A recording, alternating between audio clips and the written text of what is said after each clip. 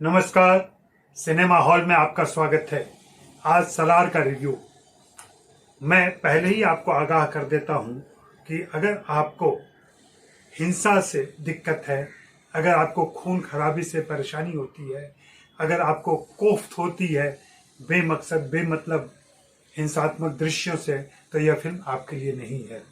यह फिल्म उन सभी जेनजी के लिए है या ऐसे युवा दर्शकों के लिए है जो हिंसात्मक फिल्में, एक्शन फिल्में पसंद करते हैं और वे इस फिल्म का आनंद ले सकते हैं। फिल्म प्रशांत नील की है।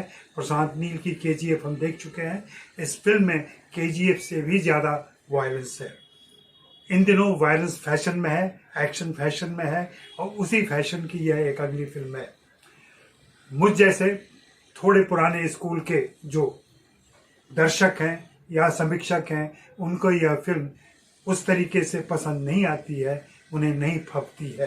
बावजूद इसके यह फिल्म इसलिए उल्लेखनीय है कि यहाँ प्रभास और पृथ्वीराज, दो कलाकार जो दक्षिण के बहुत ही पॉपुलर कलाकार हैं, उनको आप पर्दे पर एक साथ देखते हैं और कहीं न कहीं आप उनके फैन फॉलोअर हैं तो आपको पसंद आएगी चीज़ें। प्रशांत नील का एक टेम्पलेट है, हिंसा का टेम्पलेट है, एक्शन का टेम्पलेट है, वायलेंस का टेम्पलेट है। वे उसी टेम्पलेट के हिसाब से चलते हैं। यहाँ तक कि उनकी फिल्मों के रंग भी सुनिश्चित हैं, उन्हीं रंगों में यह फिल्म होती है और लगभग वैसी ही कहानी चलती है। एक यहाँ पे एक काल्पनिक दुनिया है, एक काल्पनिक संसार है जिसका नाम है खानसार, और खानसार के कबीलों के बीच में ये लड़ाई चल रही है जो कि आज़ादी के पहले से शुरू होती है और आज़ादी के बाद तक चलती है। दरअसल खानसार में न तो भारतीय संविधान चलता है और न कोई दूसरा कानून।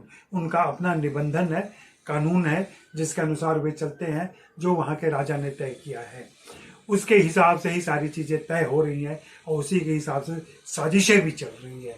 उन साजिशों में कब किसकी हत्या होगी, क्यों होगी और किस मात्रा में होगी, इस पर कोई रोक टोक नहीं है और न कोई सीमा है उसकी। मुझे कई बार ताज्जुब होता है कि जब आप 2010 दिखा रहे हैं या हाल फिलहाल के समय को दिखा रहे हैं तो हमारे नायक कुल्हाड़ी से क्यों लड़ते हैं, जब बंदूकें आ चुकी हैं। इस फिल्म में भी बंदूकें दिख चुकी हैं, बावजूद इसके कुल्हाड़ी से लड़ाई चल रही है। और शायद वो हिंसा ज़्यादा खौफनाक लगती है या हिंसा वो ज़्यादा रोमांचक लगती है, इसलिए कुल्हाड़ी चलती है। हमने पिछले दिनों एनिमल में भी यही देखा, कुल्हाड़ी चल रही थी। यहाँ भी वही देख रहे हैं कि कुल्हाड़ी चल रही है। फिल्म की कथा बुनने की कोशिश की है प्रशांत नील ने और एक काल्पनिक दुनिया गढ़ी है जिसमें वे सलार यूनिवर्स क्रिएट करेंगे बाद में, और उसकी ये पहली शुरुआत है जिसका नाम है सीज फायर। फिल्म देखते हुए लगता है कि बहुत सारी चीज़ें उसमें वास्तविक दुनिया से भी ली गई हैं। एक डेमोक्रेसी भी है जहाँ वोट काउंट भी होता है, जहाँ वोट के आधार पर निर्णय लिए जाने हैं, ये सारी चीज़ें भी चलती हैं। लेकिन भयंकर हिंसा है। और फिल्म के शुरू का हिस्सा तो यूं लगता है कि खानसार के कबीलों के जो सरगना हैं उनका तार पूरे देश में फैला हुआ है, तिनसुकिया से लेकर के और गुजरात, अहमदाबाद और तमाम जगहों पर।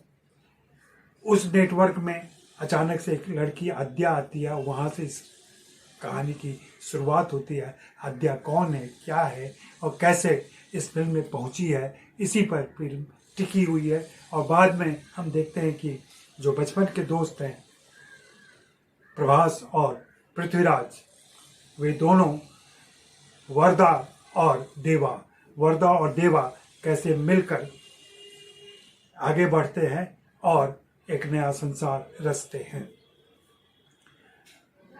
प्रशांत नील ने निश्चित रूप से प्रभास पर ज़्यादा फोकस किया है, लेकिन पृथ्वीराज को भी उन्होंने बराबर की तरजीह दी है और पृथ्वीराज को भी मौके मिले हैं। इमोशनल दृश्य में, नाटकीय दृश्यों में पृथ्वीराज थोड़े बेहतर हैं। एक्शन के दृश्यों में, मारपीट में और खून खराबे में प्रभास बेहतरीन है। बाकी आपको यह फिल्म कैसी लग रही है, आप अपनी राय बताएं। मुझे यह फिल्म उतनी पसंद नहीं आई है। शुक्रिया, मेहरबानी, धन्यवाद।